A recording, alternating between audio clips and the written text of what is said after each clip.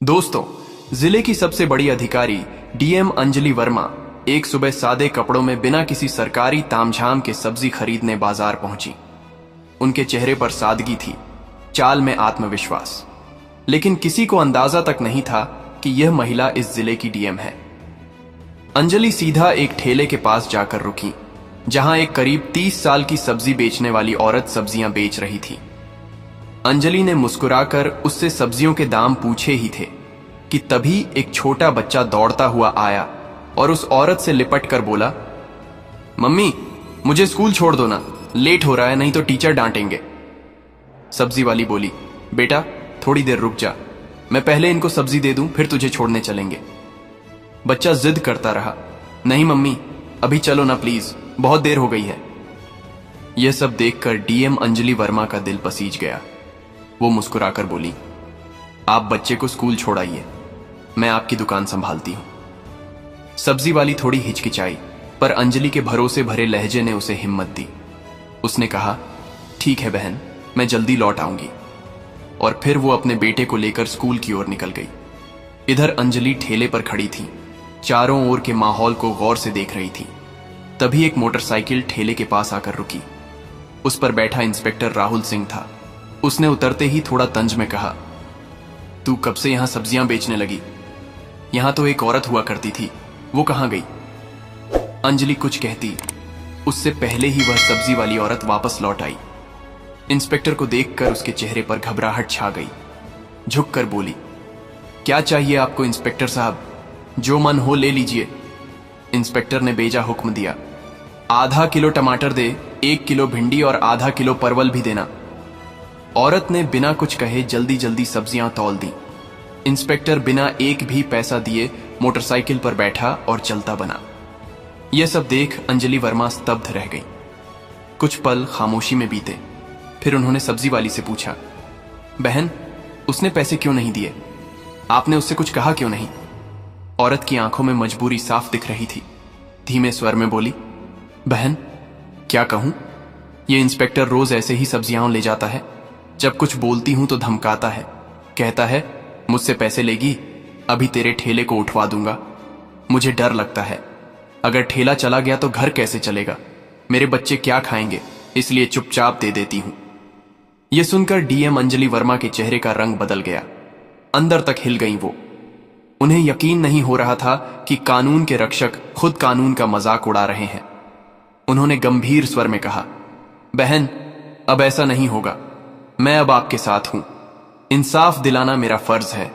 आप एक काम कीजिए, मेरा नंबर लीजिए। कल जब आप ठेला लगाएंगी तो आप नहीं, मैं वहां रहूंगी।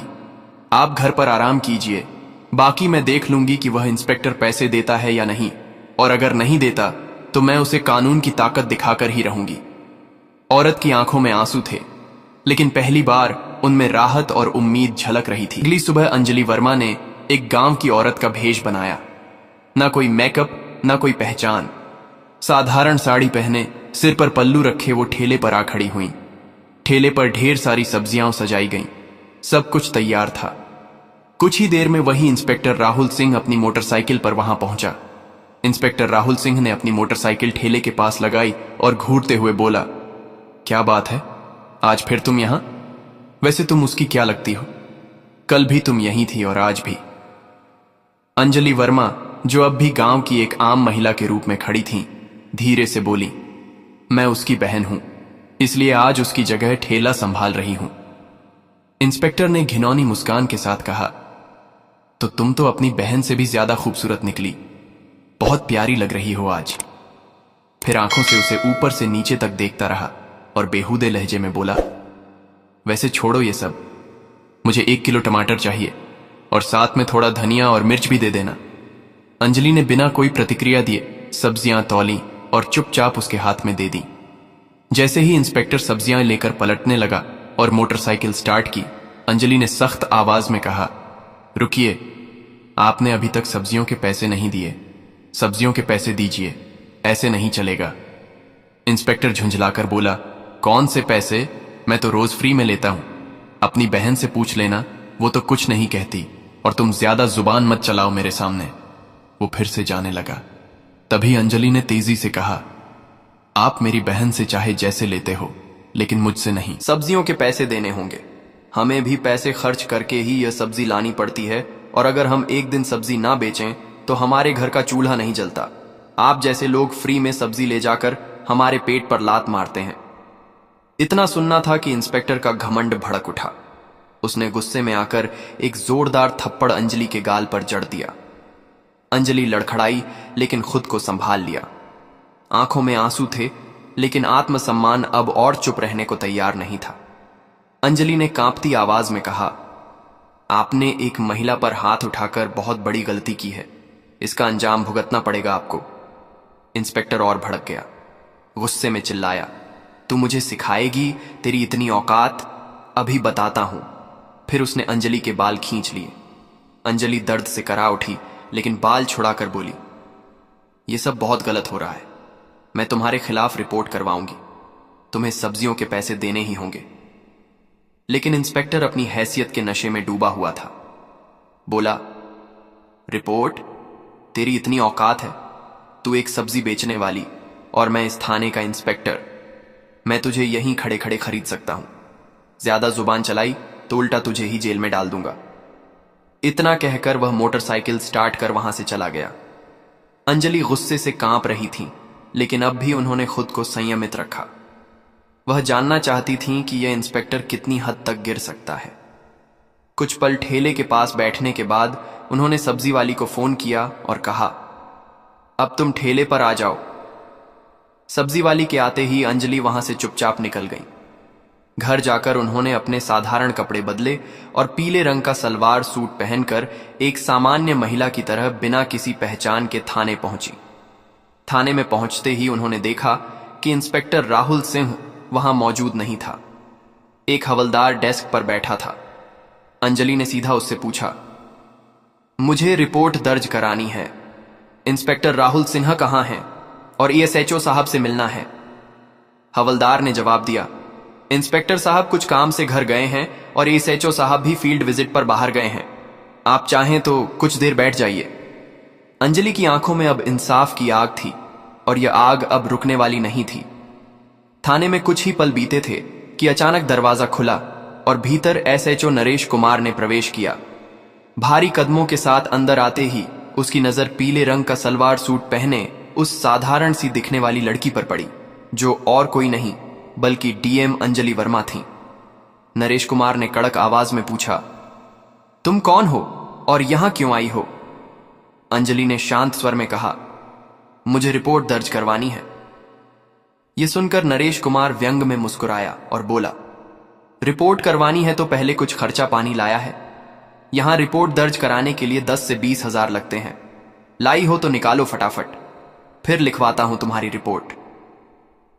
यह सुनते ही अंजलि वर्मा का चेहरा सख्त हो गया। उन्होंने गंभीर स्वर में कहा, किस बात का पैसा? रिपोर्ट दर्ज करवाने के लिए कोई शुल्क नहीं लगता। आप रिश्वत क्यों मांग रहे हैं? नरेश कुमार हंसते हुए बोला, तुम्हें किसने कहा कि मुफ्त में रिपोर्ट होती है? यहां जो भी आता है अपनी मर्जी से पैसे देता है, और अगर नहीं देगा तो उसकी रिपोर्ट नहीं लिखी जाएगी। अब तुम्हारी मर्जी है। अंजलि ने गहरी सांस ली, फिर बोली, ठीक है, लीजिए RS10, अब रिपोर्ट लिखिए। पैसे लेते ही नरेश कुमार ने पूछा, बताओ किसके खिलाफ रिपोर्ट है? अंजलि ने गंभीर होकर कहा, इंस्पेक्टर राहुल सिंह के खिलाफ। उन्होंने एक सब्जी बेचने वाली औरत से बदतमीजी की। रोज उसके ठेले से बिना पैसे के सब्जियां उठाते हैं, और जब मैंने विरोध किया तो मुझ पर हाथ उठाया। मैं इस पर सख्त कानूनी कार्यवाही चाहती हूं। नरेश कुमार का चेहरा स्याह पड़ गया। घबराहट उसके चेहरे पर साफ दिख रही थी। उसने हकलाते हुए कहा, वो तो हमारे थाने के सीनियर इंस्पेक्टर हैं, और वैसे भी अगर कोई फ्री में सामान दे दे तो इसमें क्या गलत है? हम पुलिस वाले हैं, थोड़ा बहुत चलता है। अंजलि अब सब समझ चुकी थी। यह सिस्टम अंदर से सड़ चुका था। ये केवल वर्दी नहीं, गरीबों की मजबूरी का सौदा कर रहे थे। उन्होंने कुछ नहीं कहा, बस चुपचाप थाने से निकल गई। लेकिन उनकी आंखों में अब एक आग जल चुकी थी। अगले दिन सुबह डीएम अंजलि वर्मा वर्दी पहनकर गाड़ी से सीधे उसी थाने में पहुंची। साथ में उनके सरकारी गार्ड्स भी थे। थाने के गेट पर वर्दी में उन्हें देखकर सारा स्टाफ हक्का बक्का रह गया। अंदर घुसते ही इंस्पेक्टर राहुल सिंह और एसएचओ नरेश कुमार दोनों मौजूद थे। दोनों के चेहरे पर हवाइयां उड़ गईं जब उन्होंने सामने उसी लड़की को देखा जिसे उन्होंने अपमानित किया था। लेकिन आज वह आम औरत नहीं थी, बल्कि जिले की डीएम थी। घबराए हुए दोनों एक साथ बोले, आप कौन हैं और यह वर्दी क्यों पहनी है? अंजलि की आंखें अब एक अधिकारी की गरिमा से चमक रही थीं। उन्होंने गंभीर स्वर में कहा, वर्दी नहीं दिख रही? मैं हूं इस जिले की डीएम अंजलि वर्मा और मैं अब सब जान चुकी हूं कि इस थाने में किस तरह गरीबों को धमकाया जाता है, उनसे पैसे ऐंठे जाते हैं और कानून के नाम पर अत्याचार किया जाता है। दोनों के पांव तले जमीन खिसक गई। घबराहट में उनकी आवाज कांपने लगी। मैडम, ये क्या कह रही हैं आप? अगर आप वाकई डीएम हैं तो हमें कोई आईडी दिखाइए। अंजलि ने बिना एक शब्द कहे अपने बैग से सरकारी पहचान पत्र निकाला और नरेश कुमार के सामने रख दिया। आईडी देखकर नरेश कुमार के हाथ कांपने लगे। उसके चेहरे से सारा रंग उड़ गया। तुरंत हाथ जोड़ते हुए नीचे झुक गया। माफ कर दीजिए मैडम, मुझे नहीं पता था कि आप डीएम मैडम हैं। मुझसे बहुत बड़ी गलती हो गई। पीछे खड़ा इंस्पेक्टर राहुल सिंह भी अब तक घबराया हुआ था। वह भी हाथ जोड़कर बोला, मैडम जी माफ कर दीजिए, जो हुआ गलती में हुआ, आगे से कभी नहीं होगा। दोनों अधिकारी अब शर्मिंदगी में सिर झुकाए खड़े थे, लेकिन डीएम अंजलि वर्मा की आवाज में अब कोई नरमी नहीं थी। उन्होंने कठोर स्वर में कहा, आज से तुम दोनों सस्पेंड हो। वर्दी पहनकर तुमने क्या किया है उसका हिसाब अब कानून करेगा। इस जिले में अब गरीबों का अपमान नहीं होगा, ना ही वर्दी की आड़ में लूटपाट। फिर उन्होंने पीछे खड़े स्टाफ को निर्देश दिया, इन दोनों को तत्काल प्रभाव से निलंबित किया जाए और इनके खिलाफ विभागीय जांच शुरू हो। पूरा थाना अब खामोश था। डीएम अंजलि वर्मा ने एक बार फिर साबित कर दिया था कि वर्दी सिर्फ ताकत नहीं, जिम्मेदारी का प्रतीक होती है। डीएम अंजलि वर्मा ने कड़े स्वर में दोनों अफसरों की ओर देखा और बोली, तुम दोनों माफी के लायक नहीं हो। आज जो तुमने किया है वो एक अधिकारी नहीं, एक अपराधी करता है। अगर मैं तुम्हें माफ कर दूंगी तो तुम फिर वही हरकतें करोगे, फिर किसी गरीब को कुचलोगे, फिर किसी मासूम की आवाज दबाओगे। इतना कहकर वह आगे बढ़ने लगी, लेकिन तभी इंस्पेक्टर राहुल सिंह और एसएचओ नरेश कुमार दोनों उनके पैरों में गिर गए। आंखों में पश्चाताप और चेहरे पर शर्म साफ झलक रही थी। मैडम, आप बिल्कुल सही कह रही हैं, हम वाकई माफी के लायक नहीं। नरेश कुमार बोला, लेकिन एक आखिरी मौका दीजिए, हम सच में बदल जाएंगे। आज के बाद किसी गरीब को नहीं सताएंगे, किसी से फालतू पैसे नहीं लेंगे और हर फरियादी की इज्जत करेंगे। राहुल सिंह ने भी सिर झुकाकर कहा, हमें माफ कर दीजिए मैडम, वादा करते हैं कि दोबारा ऐसी गलती नहीं होगी और अगर हो भी गई तो आप हमें सस्पेंड नहीं, सीधे जेल भेज देना। अंजलि वर्मा कुछ देर चुप रहीं। उनकी आंखें दोनों की नम आंखों और डरे हुए चेहरे पर टिक गईं। फिर उन्होंने गहरी सांस ली और गंभीर स्वर में बोली, ठीक है, मैं तुम्हें माफ कर रही हूं, लेकिन यह आखिरी मौका है। अगली बार अगर किसी भी गरीब की आवाज मुझ तक पहुंची, अगर फिर किसी ने कहा कि थाने में अन्याय हुआ है, तो मैं तुम दोनों को सिर्फ सस्पेंड नहीं, सलाखों के पीछे डालूंगी और इस बार कोई माफी नहीं होगी। दोनों अफसरों ने सिर झुका लिया। उनका आत्मसम्मान चूर चूर हो चुका था, लेकिन अब उनमें सुधार की एक सच्ची झलक थी। अंजलि वर्मा ने थाने से बाहर निकलते वक्त एक नजर पूरे स्टाफ पर डाली और बोली, पुलिस की वर्दी डराने के लिए नहीं, भरोसा देने के लिए होती है। इस वर्दी की इज्जत तभी होगी जब इसे पहनने वाले खुद इज्जत देना सीखेंगे।